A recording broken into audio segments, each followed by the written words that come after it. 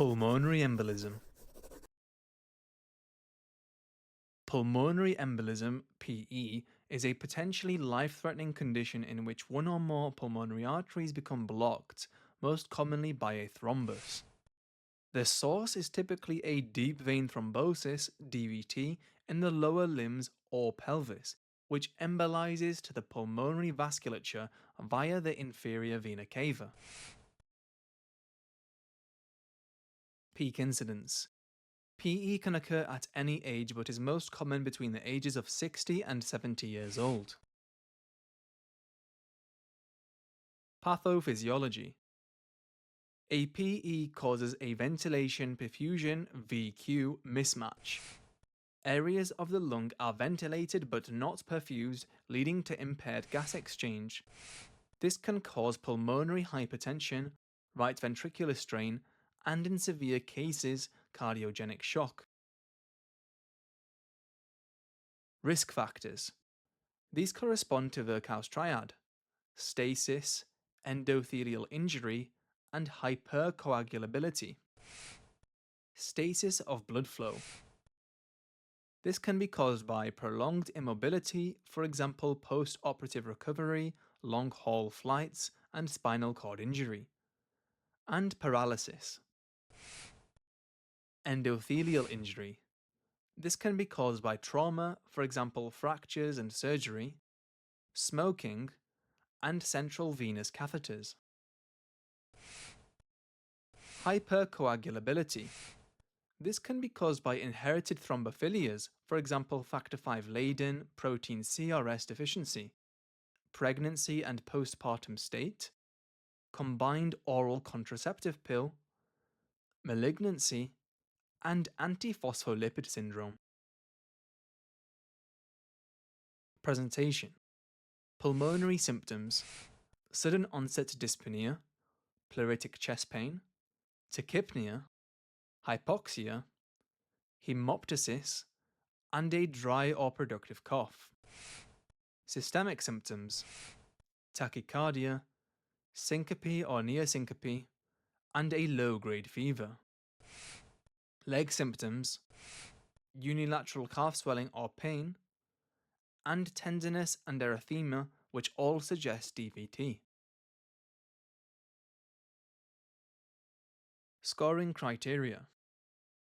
Pulmonary embolism rule-out criteria, PERC. This is used only if clinical suspicion is low, less than 15%. If all criteria are absent, PE can be ruled out without further testing. Criteria include age over 50, pulse over 100, recent surgery, estrogen use, hemoptysis, prior VTE, unilateral leg swelling, and oxygen saturation less than 95%. If all PERC criteria are negative, then PE risk is less than 2%. If any criteria are present or suspicion is higher, then proceed to do a well score. 2-level well score. This is used to estimate pre-test probability.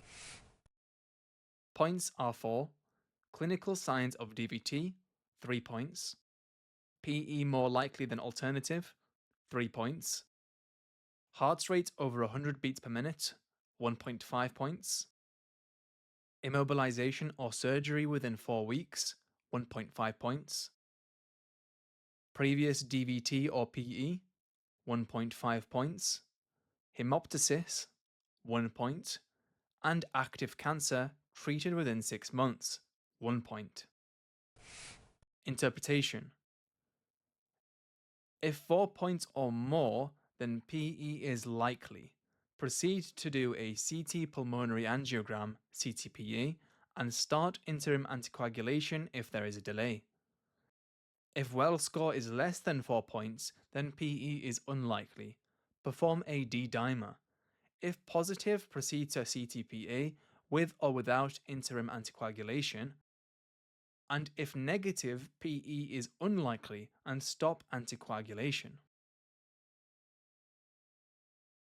Investigations. Blood tests. D-dimer. This has a high sensitivity but a low specificity. It is useful in low-risk patients and use age-adjusted cutoff if age is over 50. Arterial blood gas, ABG. This may show a low PaO2 and low PaCO2, a raised pH from respiratory alkalosis, and a raised AA gradient. This is the alveolar arterial oxygen gradient. ECG. Tachycardia is most common. Classical pattern S1Q3T3. This is seen in approximately 20% of cases. Right axis deviation and right bundle branch block. Chest X-ray. This is often normal.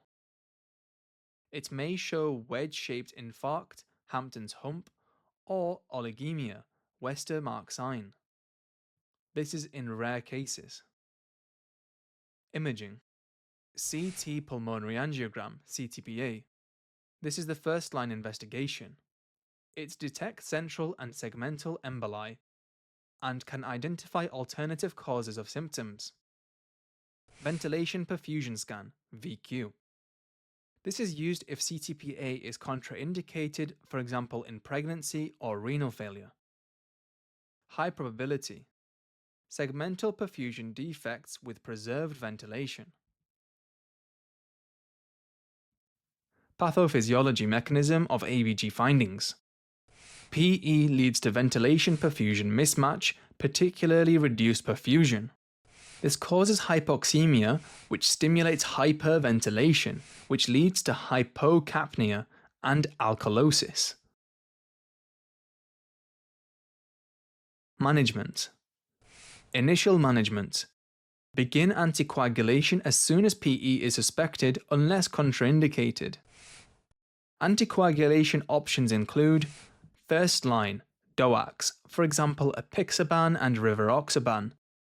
If unsuitable for DOACs, for example renal impairment, then start low molecular weight heparin, then add warfarin, overlap for 5 days, or switch to dabigatran or edoxaban after 5 days.